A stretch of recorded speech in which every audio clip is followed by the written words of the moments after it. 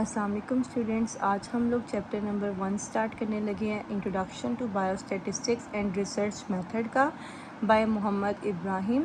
तो जो chapter number 1 है, इंट्रोडक्शन है, इस पे सबसे पहले स्टैटिस्टिक्स की डेफिनेशन आ जाती है। स्टैटिस्टिक्स की जो डेफिनेशन होती है ना, ये जो स्टैटिस्टिक्स लफ्ज़ है ना, ये जो स्टैटिस्टिक्स लफ्ज़ है इसकी डेफिनेशन आएगी और फिर बायोस्टैटिस्टिक्स आएगी। जो स्टैटिस्टिक्स है ना, आपको मैं यहाँ से दिखा देती हूँ कि इसमें ना हमारे पास चार चीज़ आती है। कलेक्शन आता है, ऑर्गेनाइजेशन आता है, एनालिसिस आता है और डिसीजन प्रोसेस आता है, या फिर इंटरप्रिटेशन और प्रेजेंटेशन ऑफ डाटा आता है। ठीक है, इसमें हमने क्या करना होता है, कलेक्टिंग करना होता है, रिकॉर्डिंग करना होता है और एवेलुएशन करनी होती है डाटा की किसी भी टाइप के अंदर। ठीक है, हम इस चीज़ को डाटा को यूटिलाइज़ भी करते हैं ताकि इस कंक्लूजन पे पहुंच सकें, और वो कंक्लूजन जो होता है, जो हमने रिज़ल्ट निकालना होता है ना, वो पूरी पॉपुलेशन का होता है, वो होल पॉपुलेशन का होता है। जबकि बायोस्टैटिस्टिक्स की डेफिनेशन क्या होती है कि बायो जो स्टैटिस्टिक्स है ना, उसकी डेफिनेशन क्या होती है, ये एक ना डेवलपमेंट है और साथ में क्या होता है, एप्लीकेशन होती है हमारे पास स्टैटिस्टिकल जो मेथड है ना उसकी। ठीक है, to wide range of topics जितने भी हमारे पास आते हैं बायोलॉजी के अंदर, वो ठीक है उसकी। ये development and application of the statistical methods हैं to wide range of the topics of in the biology है। अब इसके अंदर क्या होता है कि ये एक एप्लीकेशन है हमारे पास ऑफ मेडिसिन। ठीक है, और उसके अलावा विद स्टैटिस्टिक्स, और इसके अंदर जो होता है वो स्टैटिस्टिक्स आ जाता है प्लस स्टैटिस्टिक्स आता है। ठीक है, तो ये सारी चीज़ें हमारे पास होगी कि स्टैटिस्टिक्स की डेफिनेशन भी होगी और साथ में बायोस्टैटिस्टिक्स की डेफिनेशन भी होगी।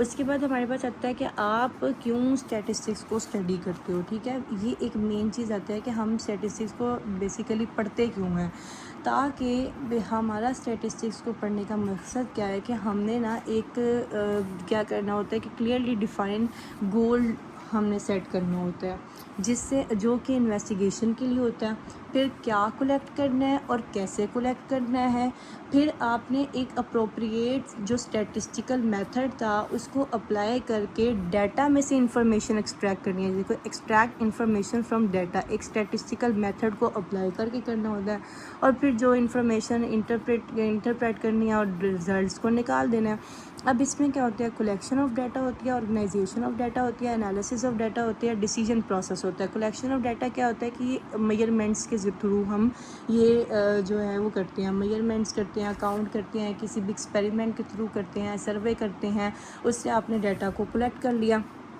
फिर ऑर्गेनाइज़ कैसे किया, प्रिपेयर भी किया, उसको प्रेजेंट भी किया एक सूटेबल डिस्क्रिप्टिव फॉर्म के अंदर। फिर तीसरी चीज़ एनालिसिस क्या करती है, आपने सर्टन जो प्रोसेस होता है जिसमें आप कोई भी कैलकुलेशन करते हो, कोई भी एवेलुएशंस करते हो, ताकि जो डाटा छुपा हुआ है ना इन्फॉर्मेशन के अंदर वो निकाल सको। और फिर डिसीजन प्रोसेस क्या होता है कि जब आप टास्क को इंटरप्रेट करते हो और वैलिड कंक्लूजन्स आपको मिलती हैं, तो फिर आपको डिसीजन का भी पता चल जाता है कि इसका डिसीजन क्या होगा। ठीक है, उसके बाद हमारे पास मॉडर्न स्टैटिस्टिक्स आ जाता है। मॉडर्न स्टैटिस्टिक्स में ना दो चीज़ें आती हैं, दो ब्रांचेस आती हैं, एक डिस्क्रिप्टिव आती है और एक स्टैटिस्टिक आती है। जो डिस्क्रिप्टिव होती है वो हमेशा याद रखो कि इसके अंदर जो आपके पास कलेक्शन होगी और साथ में प्रेजेंटेशन होगी ना डाटा की, वो हमेशा या तो ग्राफ की फॉर्म में होगी प्लस चार्ट की फॉर्म में होगा। फिर इसको समराइजेशन भी होती है, एक मतलब आप डाटा को न्यूमेरिकल डिस्क्रिप्शन के अंदर समराइज़ करते हो। ठीक है, और जो इन्फरेंशियल स्टैटिस्टिक्स होती है, इसमें एनालिसिस आता है, जनरलाइजेशन आता है और कंक्लूजन की ड्राइंग आती है पूरी पॉपुलेशन के लिए।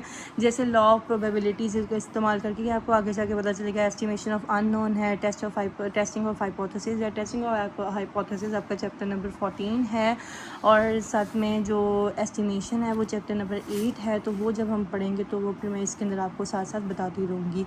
ठीक है, तो मैं आपको ना एक चीज़ बताना चाहती हूँ यहाँ पे कि हमारे पास ना जो पास्ट पेपर्स हैं ना, वो भी साथ साथ देख लीजिए कि पास्ट पेपर्स में ना ये देखें, क्वेश्चन आया हुआ है कि डिस्क्रिप्टिव का भी और इन्फ्रेंशियल स्टैटिस्टिक्स का भी डेफिनेशन तो दोनों की होगी, वो हमने पढ़ ली।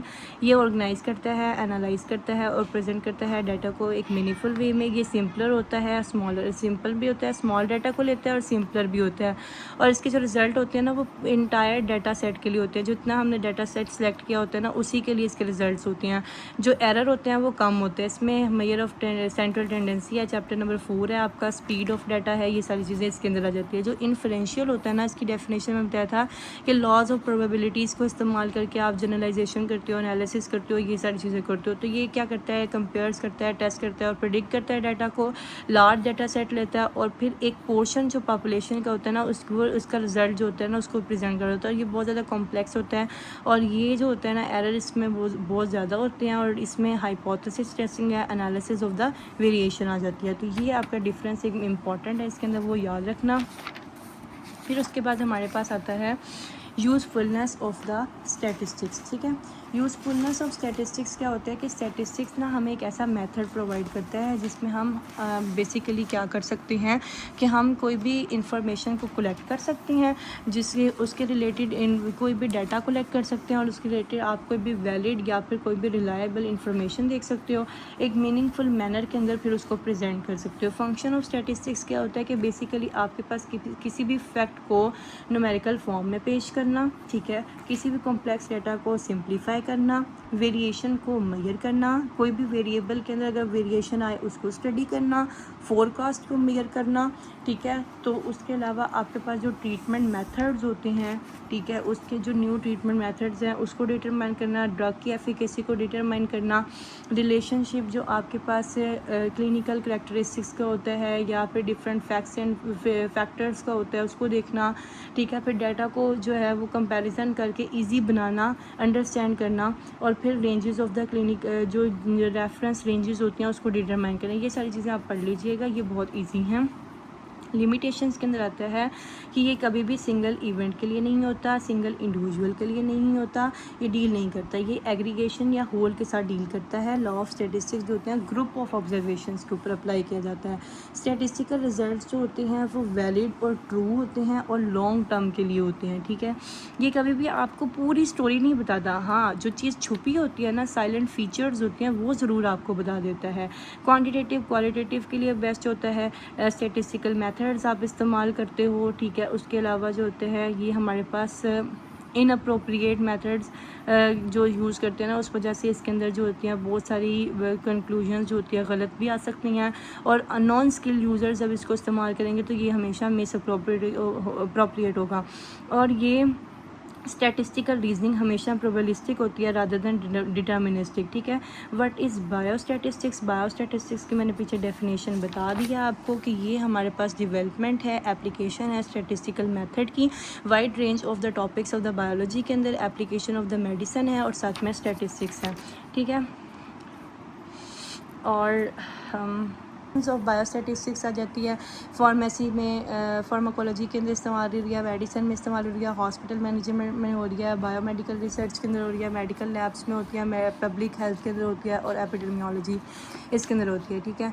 इसमें डिस्क्रिप्टिव और एनालिटिकल आ जाता है। वेरिएबल आ जाता है। वेरिएबल एक ऐसी चीज़ है, देखो कैरेक्टरिस्टिक्स है जिसमें डिफरेंट न्यूमेरिकल वैल्यूज़ होती हैं और डिफरेंट इंडिविजुअल के लिए होती हैं, यानी जो वेरी कर रही होती हैं, इंडिविजुअल टू इंडिविजुअल वेरी कर रही होती हैं, टाइम टू टाइम वेरी कर रही होती हैं, प्लेस टू प्लेस वेरी कर रही होती हैं। ये क्वालिटेटिव भी होती है और क्वांटिटेटिव भी होती है। क्वांटिटेटिव में डिस्क्रीट और कॉन्टिन्यूस होता है और क्वालिटेटिव में इंटरवल आता है और साथ में हमारे पास रेशियो होती है, ठीक है। क्वालिटेटिव वेरिएबल्स जिसको एट्रीब्यूट और कैटेगोरिकल वेरिएबल्स भी कहते हैं। अब ये क्या करते हैं कि इसमें क्वालिटी में ये वेरी करता है एक इंडिविजुअल से दूसरे इंडिविजुअल के अंदर, जैसे इंटेलिजेंस, ब्यूटी, ये सारी इसके एग्जांपल आ जाती है। और जो क्वांटिटेटिव होता है उसमें क्या होता है कि ये न्यूमेरिकली वेरी करते हैं कि इंडिविजुअल से, जैसे नंबर ऑफ पेशेंट्स वार्ड के अंदर हो गए या फिर बीपी हो गया, टेम्परेचर हो गया, ये सारी चीज़ें। कॉन्टीन्यूस डाटा क्या होता है सेटा होता है ये क्वांटिटेटिव क्या होता है कि जो न्यूमेरिकली वेरी करके हैं। अच्छा, कॉन्टिन्यूस सेटा क्या होता है? कॉन्टिन्यूस सेटा क्या होता है कि एक ना इंटरवल दिया हुआ है, उसमें से ना आप कोई भी वैल्यू उठा लेते हो, ठीक है, from some measuring process. Measuring process से कोई भी वैल्यू जब आप उठाते हो, जैसे बीपी हो गया, टेम्परेचर हो गया, हाइट होगी, तो उसको आप कॉन्टिन्यूस कहते हो। और लेकिन एक गिवन इंटरवल में से अगर आप एक सिलेक्टेड वैल्यू उठाते हो ना, तो उसको डिस्क्रीट कहते हैं। वो काउंटिंग प्रोसेस से होता है, जैसे number of patients in a ward, तो वो डिस्क्रीट डाटा होता है, ठीक है। और फिर आ जाता है बाइनरी वेरिएबल्स, जिसको डोकोटोमस वेरिएबल्स भी कहते हैं, डोकोटोमस। अच्छा, इसमें क्या होता है कि इसमें ना दो अल्टरनेटिव्स जो होती हैं वो वेरिएबल की होती हैं। ये कैसे दो, ये ना ऐसे डिस्क्रीट वेरिएबल्स होती हैं मेडिसिन के अंदर, जिसके दो अल्टरनेटिव्स होती हैं। अब इसमें क्या होता है, जैसे आपकी एग्जांपल ये ले लो कि आपके पास लीवर डिजीज़ की प्रेजेंस है, आइदर है या नहीं है जी, ठीक है। जेंडर आइदर मेल है या फीमेल है, ठीक है। पेशेंट रिकवर हो रहा है या नहीं हो रहा है, या मर गया है। तो ये सारी चीज़ें बाइनरी है, जिसमें दो अल्टरनेटिव्स होते हैं, ठीक है। अब उसके बाद से जो होते हैं जिसमें इंडिपेंडेंट और डिपेंडेंट वेरिएबल्स आ जाते हैं, ठीक है। तो देखो कि ना जो इंडिपेंडेंट और डिपेंडेंट होता है ना, वो according to the cause of relationship. अगर आपके पास कहा जाए ना, क्लासीफाई करो वेरिएबल्स को according to the cause and relationship, तो इंडिपेंडेंट और डिपेंडेंट लिखोगे। और अकॉर्डिंग टू नेचर अगर कहा जाए और विद रिस्पेक्ट टू नेचर कहा जाए, तो फिर आपने ये क्वान्टिटेटिव और क्वालिटेटिव लिखना है, ठीक है। तो